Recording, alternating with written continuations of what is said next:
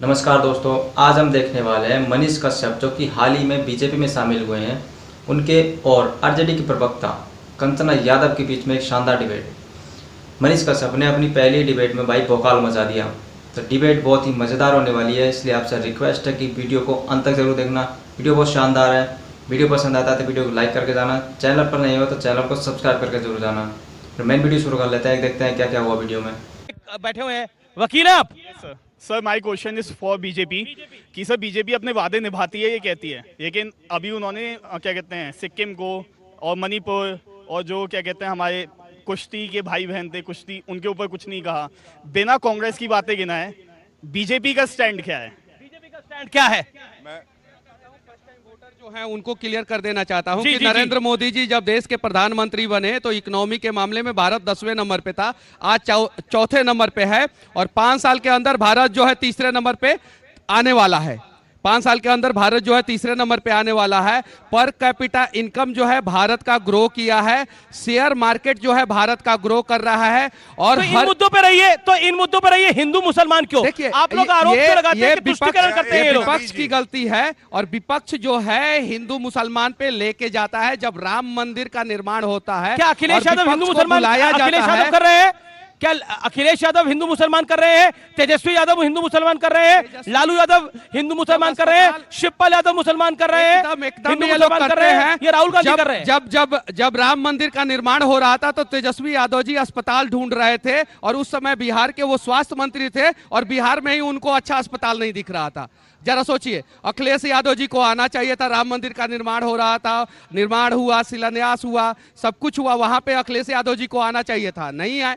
तो ये विपक्ष जो है तुष्टीकरण की राजनीति करती है और क्लास में जो सबसे फेलियर बच्चा होता है गलती कर देने के बाद जो है रोना शुरू कर देता है कि सर मुझे माफ कर दीजिए, सर मुझे माफ कर दीजिए। ये हर बार क्लास पे क्यों अटक जाते हैं? आप क्लास फेल पे क्यों अटक जाते हैं हर बार? देखिए ये सच्चाई है कि कोई बिहार में अगर इन ये लोगों क्या की बात मुद्दा सरकार है? आ गई और 9वीं क्लास से ज्यादा आप पढ़ लिए तो आपको जेल में डाल दिया जाएगा। इन लोगों की सच्चाई है। या तो सुनिए मैं 1 मिनट क्लियर कर देना चाहता हूं। बिहार में अगर जंगल राज के राजकुमार जी की सरकार अगर आ गई, गलती से आएगी नहीं लेकिन अगर आ गई तो उन लोगों का सोच है कि 9वीं क्लास से ज्यादा पढ़े लिखे सभी लोगों को या तो बाहर भेज दिया जाएगा और अगर बिहार में रह के वो बिहार के लिए आवाज उठाएंगे तो उनको जेल में डाल दिया जाएगा। उदाहरण मनीष कश्यप है। कोर्ट ने सारे केस में मुझे बाइज्जत बरी कर दिया है। 9 महीना मेरा कौन वापस लाके देगा? कोर्ट की अगर ये लोग बात करते हैं तो कोर्ट ने मुझे बाइज्जत बरी कर दिया। ये मेरा 9 महीना वापस लाके देंगे ये लोग? बताइए, कोर्ट ने मुझे बाइज्जत बरी किया है। कंचना यादव भाषण से तो कतई नहीं लग रहा कि ये बिहार का विकास चाहते हैं। हम लगातार मांग कर रहे हैं कि बिहार के गया में और मोतिहारी में सेंट्रल यूनिवर्सिटी बनाई जाए। 10 साल से प्रधानमंत्री नरेंद्र मोदी जी बन चुकी है, नहीं दरभंगा दरभंगा 1 मिनट मोबाइल में सर्च मारिए, गया और मोतिहारी में सेंट्रल यूनिवर्सिटी चालू हो गया है। मैडम जी नहीं पता है कि पटना घर जाके पढ़ाई कीजिए और पढ़ाई करने के बाद यहाँ पे आइए। अभी जी कहीं 8वां तक तो आप भी नहीं है ना। अभी जी मैं धरने पर बैठ जाऊंगी, इनको चुप करा दीजिए हमारे बीच में। चुप है बढ़िया बढ़िया दीदी बैठ जाओ, धरने पे बैठ जाओ। अरे नहीं आप बैठिए ना। बैठ जाऊंगी मैं। ये तानाशाही चल रही है, इनके प्रधानमंत्री भी तानाशाही करते हैं, उसी का अंश दिख रहा है यहाँ पर। और आपको बता दे कि कहे तक पूर्णिया में 10 साल पहले आएंगे, अगली बार इसी एयरपोर्ट पर उतरेंगे। भैया उनको पटना उतरना पड़ा, पूर्णिया में एयरपोर्ट ही नहीं बना। आपने जो प्रॉमिस किया था 10 साल में प्रधानमंत्री नरेंद्र मोदी जी, अगर 1% भी आप पूरा किए होते तो आज आपको मंगल सूत्र पर तो कतई बात नहीं करना पड़ता। ये शर्म की बात है कि हमारे देश के प्रधानमंत्री की भाषा स्तर इतने नीचे तक गया है और वो छिछलापन प्रवक्ताओं में भी दिख रहा है। देखिए ऐसा है क्योंकि अर्थव्यवस्था की बात हुई और ये बात हुई कि मोदी जी ने क्या किया है। मैंने पहले असंभव को जो संभव किया, आर्टिकल 370 और राम मंदिर बताया। उसके अलावा जो सबसे बड़ी बात है मैं बताऊंगा, मनमोहन सिंह जी जब शपथ लेते हैं तो 10वीं सबसे बड़ी अर्थव्यवस्था थी। जब वो छोड़ के गए 10 साल बाद तो भी सबसे बड़ी 10वीं अर्थव्यवस्था थी। नरेंद्र मोदी जी ने 10वीं अर्थव्यवस्था से 5वीं सबसे बड़ी अर्थव्यवस्था बना दिया 10 साल में। चौथा जो है सबसे बड़ा स्टॉक एक्सचेंज है। तीसरे नंबर पे जो है ऑटोमोबाइल इंडस्ट्री है पूरे विश्व में आज भारत में। दूसरे नंबर पे मोबाइल जो है मैन्युफैक्चरिंग यूनिट्स है और हमारा प्रोडक्शन है। और नंबर 1 नेता है विश्व का तो नरेंद्र मोदी है, इसलिए इनको जलन होती है।